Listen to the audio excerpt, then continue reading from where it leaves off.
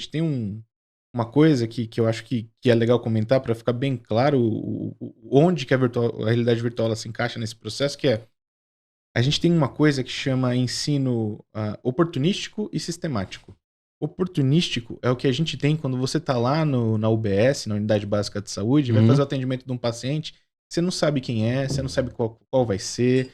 Ele vai chegar, ele vai ter uma história, é loteria total. Então, você vai ter sempre uma chance, né, de cair uma coisa mais prevalente. Por exemplo, se você tá, sei lá, em Manaus, talvez você tenha mais chance de pegar um tipo de doença do que se você tiver em São Paulo. Então, existe essa epidemiologia, né, que vão fazer com que a gente atenda mais vezes um tipo de doença num determinado espaço geográfico.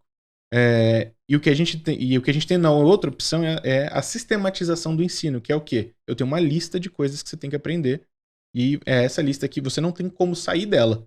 Você vai aprender essa lista. Se você tinha que aprender mais do que essa lista, você não vai conseguir. Essa aleatoriedade do atendimento da UBS, ela é muito difícil de você conseguir colocar na simulação realística, porque você não tem essa oportunização do aprendizado. E quando a gente faz com VR, a gente meio que coloca isso. Sim. A gente tenta fazer uma ponte entre essas duas coisas, que é, eu não vou te dar o passo a passo das coisas, então não vai ser tão sistematizado quanto outros sistemas, mas ele também não vai ser tão oportunístico, porque da mesma forma que a gente tenta criar uma simulação que você possa ter infinitas possibilidades de execução ali no meio, porque é aquilo que eu falei, você tá na sala, você não sabe o que o paciente tem, você tem que descobrir, tem que fazer os exames, então é como se você estivesse atendendo o paciente de fato. Mas você tem ali um limite, né, de coisas que podem acontecer dentro dessa sala, que na realidade a gente teria mais opções. E o que fortalece essa proposta é que mesmo no oportunístico, a gente precisa do sistemático. Porque se a gente tem essa prevalência de, pô, eu sou um estudante, tô lá na UBS, no inverno, só pego o paciente com gripe. E aí, como é que eu faço para treinar casos que não são gripe? Sim. Então a gente precisa de um equilíbrio entre o oportunístico e o sistemático, e o VR vem certeiro para fazer essa conexão. Cara, agora que loucura, né? Corpo humano 3D, realidade virtual, sistema, dado, e estamos falando também de inteligência artificial? Tamo. Caraca, quanta doideira. Como é que você chega nesses montes de assuntos? Você é médico? Você é tecnologia? Da onde você saiu? Pra onde você vai? Como é que você foi parar na Nerd Room, cara? Sou nada disso, não. Eu sou biólogo, me formei em biologia depois de 9 anos de graduação. Demorei bastante para me formar. Não era o melhor aluno de nada, então não existe o mito do gênio aqui, nem nada do gênero. O que aconteceu... Carregou DP pra caramba, hein, mano? Quase que deu uma... Como chama quando você Jubilar. não termina? Jubilar, Quase. né? Quase que jubila. Eu ia ganhar aí um troféuzinho da USP negativo, né? Mas eu consegui me formar, principalmente por conta da pandemia, que a gente pôde fazer aula à distância. Minha maior dificuldade era ir pra faculdade. Eu montei a Medroom antes. Entendi. Enquanto eu tava na graduação. Então eu tive que trancar curso, a gente ficou um tempo fora do Brasil, teve incubação lá no Vale do Silício, várias fitas dessa. E tava difícil de conciliar as duas coisas. Aí veio a pandemia, eu pude fazer a distância, deu pra concluir de boa. Pegou o canudo. O que faz com ele agora? Não sei, mas tem o canudo. Essa era quando a minha avó me perguntava, e aí, você não vai se formar? Eu falei, vó, mas eu já tenho pegado, já tenho casa própria aqui e tudo mais, preciso me formar? Ela falou, mas não se forma. É como se não valesse, né? Como é que a avó forma... não... Quando eu estiver dando um chazinho, como é que eu não vou mostrar aqui o seu diploma pregado na parede, né? É isso aí. E aí o que rolou foi, eu sempre quis e sempre gostei de criar coisas. Então eu gosto de música, gosto de cozinhar, gosto de criar coisas. Você tem a veia creator total aí. Eu gosto demais.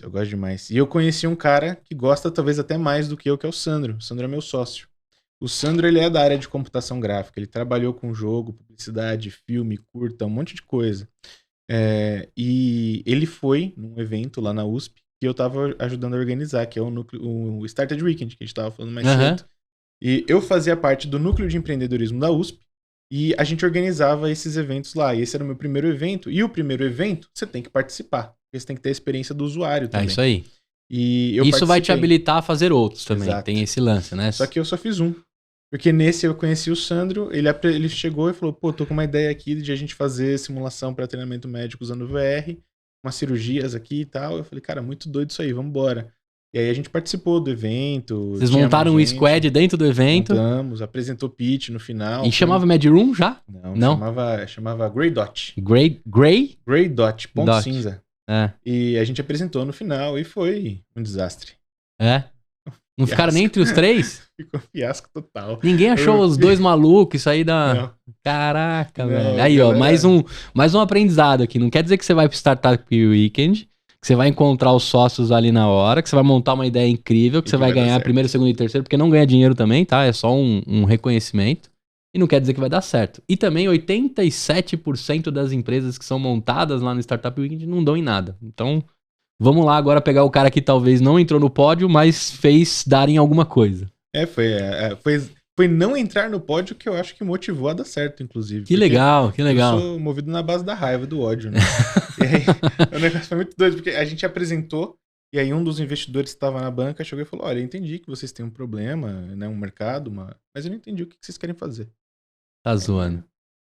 Beleza. E aí eu fui pra casa, comecei a escopar e descrever tudo, porque eu tinha ficado feliz com o resultado do trabalho que a gente fez. E aí eu refiz a apresentação todinha, deixando as coisas mais claras, coloquei tudo no papel, liguei pro Sandro e falei, seguinte, quero continuar o negócio aqui, vamos? Ele falou, vambora, pô.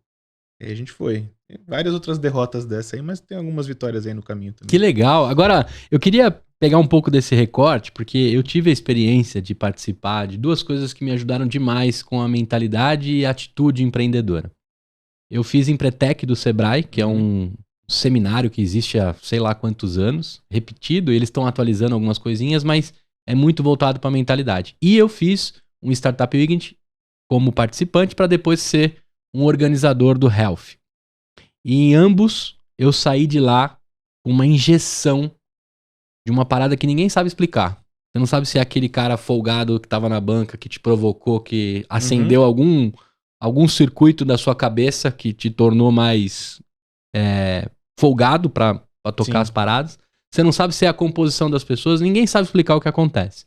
Então eu deixo aqui o meu reforço, a gente vai conversar com outros caras que agitam o Startup Weekend, que constroem isso, pra você entender que se enfiar 2 dias com a galera que você nunca viu na vida pra construir algo que você nem sabe o que vai dar, pode ser uma das melhores experiências da sua vida que não tem na faculdade, não tem no seu trabalho agora, não tem em lugar nenhum. E isso é legal você contar, porque não ter tido pódio foi chama pro negócio. E aí você monta a Grey.dot, sai do PPT, que horas que você coloca ela para receber o primeiro investimento ou o primeiro doido que falou, entendi o que vocês querem. Como é que foi isso? 2 anos depois. 2 anos depois, caraca, então, esse evento foi em outubro de 2015 e só 2 anos depois a gente vai conseguir alguma grana. E tem uma história no caminho que ela é interessante, que é nunca faço... E se tem alguma coisa que eu tirei da faculdade é isso, né? Eu gosto de método científico. E pra mim, a galera fala que empreendedor gosta de risco, né? Que eu não boto fé nisso, não. Eu nunca gostei de risco. Risco pra mim eu gosto quando eu tô jogando poker, sabe? Risco pra mim é outra coisa. Eu quero menos risco, né? Eu quero cada vez diminuir cada vez o risco que eu tô correndo, porque eu quero aumentar minha chance de sucesso. E eu entendo o método científico como isso, e o método científico é uma coisa que é baseada em dado, baseado em evidência. Então, desde sempre, desde o comecinho, a gente foi tomando decisão baseada em evidência. A gente não quis continuar a MadRoom por um capricho. É porque a gente sabia que um dos feedbacks que esse investidor ele deu 2. Um é, entendi que vocês têm um problema. O outro é, mas eu não sei o que vocês fazem. Então assim, ele entendeu que a gente tem um problema. Então o problema existe. Eu preciso corrigir uma outra coisa. Tá na sala o bode. Exatamente. Então ali existe, e a gente tinha coletado feedback de usuário, potencial cliente. Então você vai trabalhando para você conseguir entender que de fato existe uma oportunidade ali para diminuir o risco dessa operação. Só que a gente foi tocando isso no paralelo. Eu estava trabalhando numa outra startup, o Sandro estava trabalhando no estúdio, e a gente ficou assim até o começo de 2017. Então 2016 foi isso. A gente foi apresentando coisa, foi se inscrevendo em outras competições, Inovativa Brasil, coisa do governo. E nesse sim a gente ficou ali bem colocado ali entre os, eu não lembro quantos agora, 16, 120, eu não lembro quanto que era a lista, mas a gente ficou bem colocado. Outras competições que a gente ganhou um prêmio de melhor jogo educacional no Big Festival, que é um festival de jogos independentes que aconteceu aqui em São Paulo. E aí teve até uma graninha, deu pra gente comprar um notebook, a gente ia fazer demonstração com um desktop, tamanho dessa mesa aqui, maluco. E a gente levava ele debaixo do braço. A gente ficou mobile quando a gente colocou esse desktop dentro de uma mala da minha mãe pra poder levar pros lugares, porque tava difícil demais. Pensa que você vai levar um desk, você tem que levar monitor, você tem que levar teclado, tem que levar mouse, tem que levar o óculos. O óculos era também outro trambolho na época. Enfim, Caixa de som, tudo uma placa também. eram várias sacolas assim, um monitor embaixo do braço e o desktop um embaixo do outro. O bom de andar com o desktop é que qualquer urgência tem no Calunga, né? Então se você precisar de alguma coisinha ali de correria, tá no Calunga. Agora no Note, dependendo do problema que der na placa ali, você tá ferrado. Putz, uma vez a gente viajou e perdeu um HD. Foi um desastre. Pô, era difícil. Mas o negócio era que eu tava comentando, até esqueci o que eu tava Não, falando. você frequentou bastante, começou a ganhar alguns prêmios, Isso. né? E segue com a Mad Room ali ainda em concorrência com a sua atividade principal. E aí a gente teve uma indicação pra conversar com um cara chamado Flávio Pripas. Você deve ter tido a chance de conhecer o nome dele. Sim. Flávio, pra quem não conhece, ele era diretor do Cubo na época. O Cubo era talvez o principal hub, ecossistema de startups aqui em São Paulo. Fica aqui na Vila Olímpia. Agora eles têm até outro prédio, o negócio cresceu bastante. Virou o Cubão. É, isso aí. E aí a gente, pra marcar uma agenda com o Flávio, era 3 meses de antecedência. Então assim, a agenda do cara era muito complicada. E aí a gente falou, não, beleza. A gente marcou, sei lá, em outubro e só conseguiu falar com ele em janeiro. E aí quando a gente foi lá em janeiro, a gente foi no Cubo. Não tinha sala reservada, não tinha nada, a gente foi conversar com ele desse jeito que eu falei. Mala, desktop, pá, esse negócio ali, eu e o Sandro, meu sócio. E aí a gente montou lá no meio de um espaço externo que tinha uma tomada para poder ligar as coisas, porque não tinha espaço dentro, não tinha sala disponível. Eu não lembro qual que foi a fita, mas a gente ficou conversando do lado externo. E aí o cara ficou louco, porque a gente tava prototipando, não tinha produto ainda, mas a gente prototipava as coisas e mostrava, quase que a venda no PowerPoint mesmo pra gente. E ele ficou doido, ele falou, cara, isso é muito legal, vocês têm um potencial enorme, vou apresentar vocês pro pessoal da DASA, vou apresentar vocês pro pessoal da Redditor, vou apresentar vocês não sei pra onde, pro Einstein, pra farmacêutica não sei o que e tal. E aí a gente ficou, nossa, começamos a ficar maluco, agora vai, né? E ele começou a fazer pergunta, não, legal, como é que vocês estão fazendo isso? Já estão vendendo? Tem modelo de negócio? E ele perguntou, quem é que tá full time? Aí a gente falou, não, os dois, né? A gente tá trabalhando mais de 8 horas por dia aqui na empresa.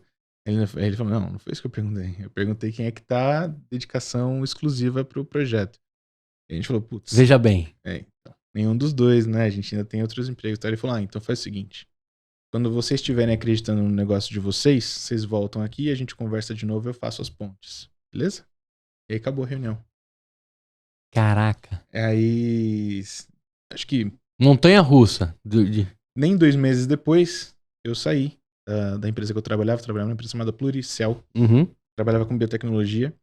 E aí eu bati lá na porta do Sandro, eu fui demitido dessa empresa, uma série de problemas que a gente teve lá com Visa e tudo mais, era uma biotech, então acabei sendo desligado, não foi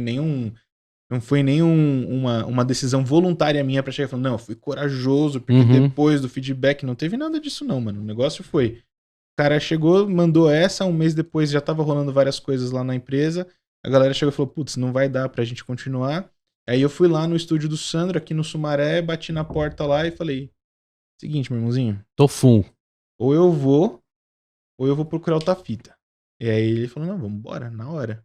Ele nem pensou 2 vezes. E o Sandro, diferente de mim, eu tenho 30. O Sandro tem 42. E 2 meses depois ele descobriu que a esposa estava grávida. De que ele saiu do estúdio dele. E aí, montanha-russa maluca, surreal. Mas a gente fez esse movimento. Eu saí fora, ele saiu fora também 1 mês depois e a gente começou a tocar a parada. E o pior, ou melhor, o melhor é que deu certo.